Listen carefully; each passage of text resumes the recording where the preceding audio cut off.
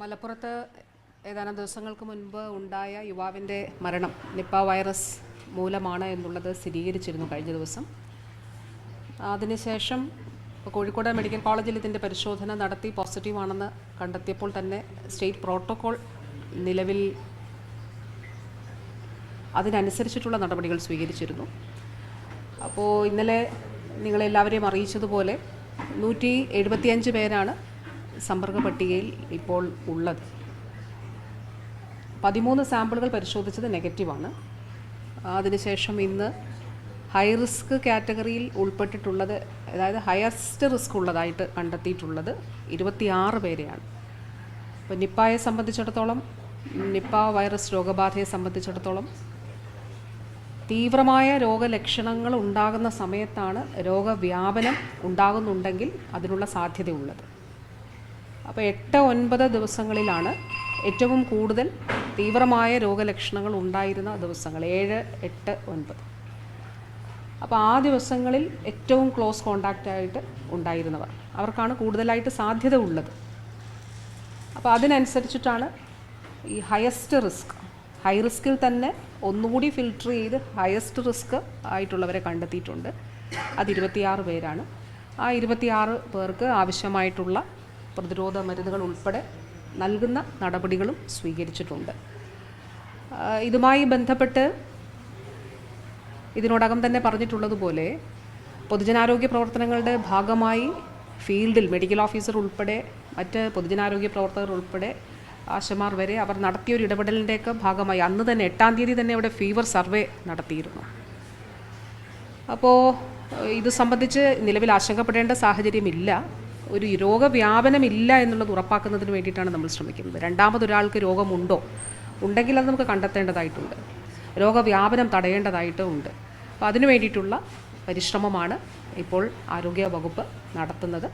അത് മലപ്പുറം ജില്ലാ ഭരണകൂടത്തിൻ്റെ കൂടി നേതൃത്വത്തിൽ മറ്റു വകുപ്പുകളും പോലീസിൻ്റെയൊക്കെ സപ്പോർട്ട്. നമുക്ക് ചില കോൺടാക്ട്സ് ഒക്കെ ട്രേസ് ചെയ്യാനായിട്ട് ചില പ്രശ്നങ്ങൾ ഉണ്ടായിരുന്നു. അതായത് എവിടെയൊക്കെ പോയിട്ടുണ്ട് എന്നുള്ളതും അതോടൊപ്പം തന്നെ ആ പോയപ്പോൾ ആരൊക്കെ ഉണ്ടായിരുന്നു എന്നുള്ളതൊക്കെ സംബന്ധിച്ച് ഒരു നേരിട്ടുള്ള അന്വേഷണത്തിലൂടെ കിട്ടാത്തൊരു സാഹചര്യം ഉണ്ടായിരുന്നു. അതുകൊണ്ട് മൊബൈൽ ടവർ ലൊക്കേഷനും അതോടൊപ്പം പോലീസിൻ്റെ സഹായത്തോടു കൂടി സമ്പർക്ക പട്ടികയിലുള്ളവരെ, ഉൾപ്പെട്ടിട്ടുള്ളവരെ കണ്ടെത്തുന്നതിന് വേണ്ടിയിട്ടുള്ള ശ്രമമാണ് ആരോഗ്യ വകുപ്പ് നടത്തിയിട്ടുള്ളത്. 174 പേരിലെ സമ്പർക്ക പട്ടികയിലുള്ളതിൽ എത്ര പേരുടെ സാമ്പിളുകൾ ഇതുവരെ പരിശോധനയ്ക്ക് അയച്ചു, എത്ര ഫലം വരാനുണ്ട്?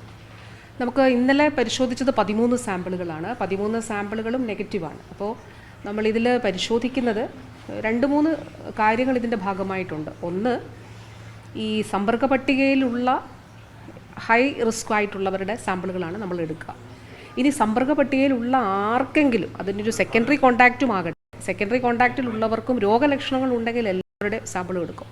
അപ്പോൾ ഹൈ റിസ്ക് ആയിട്ടുള്ളവരുടെ എല്ലാ സാമ്പിളുകൾ എടുക്കുക, രോഗലക്ഷണമുള്ളവരുടെ സാമ്പിളുകൾ എടുക്കുക എന്നുള്ള നിലയാണ്. അതാണ് നമ്മുടെ പ്രോട്ടോക്കോളിൻ്റെ ഭാഗമായിട്ട് നമ്മൾ സ്വീകരിച്ചു പോരുന്ന ഒരു രീതി.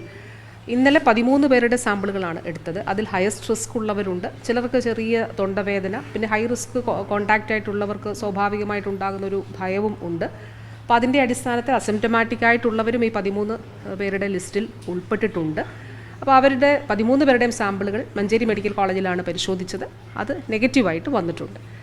ഇന്ന് നമ്മൾ കൂടുതൽ ആളുകളുടെ സാമ്പിൾ എടുക്കും. രണ്ടാമത്തെ ഒരു കാര്യം ഇതുമായി ബന്ധപ്പെട്ടിട്ടുള്ളത്, ഞാൻ പറഞ്ഞതുപോലെ ഇപ്പോൾ ഒരു മീഡിയം ഇൻക്യുബേഷൻ ടൈമുണ്ട്. അതായത് ഈ രോഗിക്ക് തീവ്ര രോഗലക്ഷണമുള്ള ഒരു സമയത്ത് ഉണ്ടായിട്ടുള്ളൊരു കോണ്ടാക്റ്റിൽ നിന്ന് വൈറസ് ബാധ ഉണ്ടായിട്ടുണ്ടെങ്കിൽ ഒരു 9 മുതൽ ഉള്ള ദിവസങ്ങളിലാണ് രോഗലക്ഷണങ്ങൾ ഉണ്ടാവുക. അതാണ് ഒരു മീഡിയം ഇൻക്യുബേഷൻ ടൈം. നമ്മുടെ ഒരു മുൻകാല അനുഭവത്തിൻ്റെ കൂടി അടിസ്ഥാനത്തിൽ 9-10 ദിവസങ്ങളിലൊക്കെയാണ് ഉണ്ടാവുക. അങ്ങനെയാണെങ്കിൽ ഇന്ന്, നാളെ, മറ്റന്നാളൊക്കെയാണ് ആ നിലയിൽ രോഗലക്ഷണങ്ങൾ ഉണ്ടാകാൻ സാധ്യതയുള്ളത്. രോഗമുണ്ടാകാനുള്ള സാധ്യത വളരെ കുറവാണ് എന്നുള്ളത് ആരോഗ്യ പ്രവർത്തകർ തന്നെ പറയുന്നുണ്ട്. ഇപ്പോൾ രോഗവ്യാപനം ഉണ്ടാകാനുള്ളൊരു ഹയസ്റ്റ്, ഏറ്റവും സാധ്യതയുള്ളൊരു സമയം അവർ ഐഡൻറ്റിഫൈ ചെയ്തിട്ടുണ്ട്. ആ സമയത്തുള്ള മുഴുവൻ ആളുകളെയും CCTV ദൃശ്യങ്ങളുടെ കൂടി സഹായത്തോടു കൂടി ഐഡൻറ്റിഫൈ ചെയ്ത് ഒരാളെ പോലും വിട്ടുപോയിട്ടില്ല എന്നുള്ളത് ഉറപ്പാക്കി അവരെ കണ്ടെത്തി അവർക്ക് ഈ പറഞ്ഞതുപോലെ പ്രതിരോധ മരുന്ന് നൽകുന്നതിന് വേണ്ടിയിട്ടുള്ള നടപടി സ്വീകരിച്ചിട്ടുണ്ട്. അതുകൊണ്ട് ആരോഗ്യവകുപ്പ് ജാഗ്രതയോടെയുള്ള പ്രവർത്തനമാണ് നടത്തുന്നത്. ഈ ദിവസങ്ങളിൽ ആർക്കെങ്കിലും രോഗലക്ഷണങ്ങൾ ഉണ്ടെങ്കിൽ രോഗലക്ഷണമുള്ള മുഴുവൻ ആളുകളുടെയും സാമ്പിളുകൾ പരിശോധിക്കും. അപ്പോൾ അതിന് വേണ്ടിയിട്ടുള്ള എല്ലാ സൗകര്യങ്ങളും നമ്മൾ ഏർപ്പെടുത്തിയിട്ടുണ്ട്. ഡിസ്കസ് ചെയ്തോ, എന്താണ് ഒരു പ്രതികരണം അവരുടെ ഭാഗത്ത്? ഇതിൽ ഇപ്പോൾ ഈ യുവാവ് മറ്റൊരു സംസ്ഥാനത്ത് ബാംഗ്ലൂരിൽ പഠിക്കുന്നത് കൊണ്ട് സ്വാഭാവികമായിട്ടും കർണാടക സർക്കാരുമായിട്ട് അവിടുത്തെ ആരോഗ്യ വകുപ്പുമായിട്ടും ആരോഗ്യ പ്രവർത്തകരുമായിട്ടും ഡയറക്ടർ തലത്തിലുള്ള അവർ ആശയവിനിമയം നടത്തിയിരുന്നു. അതുപോലെ കേന്ദ്രത്തിൻ്റേതായിട്ട് രണ്ട് സംസ്ഥാനങ്ങളിലെയും ആരോഗ്യ പ്രവർത്തകരെ ഉൾപ്പെടുത്തിക്കൊണ്ടുള്ള ഒരു മീറ്റിങ്ങും നടത്തിയിരുന്നു. കാരണം അവിടെ പഠിക്കുന്ന വിദ്യാർത്ഥി ആയതുകൊണ്ട് ആ നിലയിലുള്ളൊരു മീറ്റിംഗ് നടത്തിയിരുന്നു. അപ്പോൾ അവരുമായിട്ട് കൂടി കർണാടക സ്റ്റേറ്റുമായിട്ട് കൂടി അവരുടെ ആരോഗ്യ വകുപ്പുമായിട്ട് കൂടി സഹകരിച്ചുകൊണ്ട് ആദ്യം നമുക്ക് ആ ഇൻസ്റ്റിറ്റ്യൂട്ട് ലൊക്കേറ്റ് ചെയ്യുക, അവിടെ ആരൊക്കെയുണ്ട്, ക്ലോസ് ഫ്രണ്ട്സ് ആരൊക്കെയുണ്ട്, കാരണം ആ ഒരു ഹിസ്റ്ററി കൂടി നമുക്ക് ട്രേസ് ചെയ്യണമല്ലോ. 21 ദിവസമാണ് ഇൻക്യുബേഷൻ പീരീഡ്. അപ്പോൾ അതുകൊണ്ട് അതുകൂടി ശേഖരിച്ചിട്ടുണ്ട്. അതിൻ്റെ അടിസ്ഥാനത്തിൽ അവരുമായിട്ടൊരു സഹകരണവും ആശയവിനിമയവും അതിൻ്റെ ഭാഗമായിട്ട് നടക്കുന്നുണ്ട്. നമ്മളിപ്പോൾ ഈ നിലയിൽ പരിശോധനകൾക്ക് നടത്തി വരുന്നുണ്ട്. മലപ്പുറത്താണെങ്കിൽ കനത്ത ജാഗ്രതയും നിയന്ത്രണമുണ്ട്. ഇത് എത്ര കാലം ഈ നിയന്ത്രണം ഉണ്ടാകും? അത് നിയന്ത്രണം എന്ന് പറയുമ്പോൾ അതിന് കൃത്യമായിട്ടുള്ള മാനദണ്ഡങ്ങളുണ്ട്, പ്രോട്ടോക്കോൾ അനുസരിച്ച് തന്നെ. അതായത് ഇപ്പോൾ നമ്മൾ കൺട്രോൾ റൂം പ്രവർത്തനം ആരംഭിച്ചിട്ടുണ്ട്. അപ്പോൾ ഈ രോഗിയുമായിട്ട് അല്ലെങ്കിൽ അവസാനം രോഗം റിപ്പോർട്ട് ചെയ്ത ദിവസം മുതൽ 21 ദിവസമാണ് ഇൻക്യുബേഷൻ പീരീഡ്. അതായത് 21 ദിവസങ്ങൾക്കുള്ളിൽ എപ്പോൾ വേണമെങ്കിലും ഒരാൾക്ക് രോഗലക്ഷണം ഉണ്ടാകാം. കേരളം നമ്മുടെ പ്രോട്ടോക്കോൾ അനുസരിച്ച് ഡബിൾ ദ ഇൻക്യുബേഷൻ പീരീഡ്, ഈ ഇൻക്യുബേഷൻ പീരീഡായിട്ടുള്ള 21 ദിവസത്തിൻ്റെ ഇരട്ടി ദിവസം 42 ദിവസമാണ് നമ്മളുടെ ഫീൽഡ് തലത്തിലുള്ള ജാഗ്രത തുടരുക. ആ ജാഗ്രത തുടരുക എന്നുള്ളതിൻ്റെ അർത്ഥം കണ്ടെയ്ൻമെൻറ്റ് സോൺ 42 ദിവസം ആകണമെന്നുള്ളതല്ല.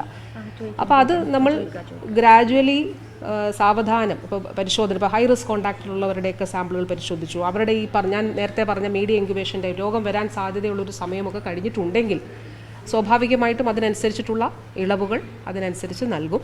രണ്ടാമതൊരാൾക്ക് രോഗം ഉണ്ടാകാതിരിക്കട്ടെ എന്നുള്ളത് തന്നെയാണ് നാം എല്ലാവരും ആഗ്രഹിക്കുന്നത്, അങ്ങനെയാണ് പ്രതീക്ഷിക്കുന്നത്.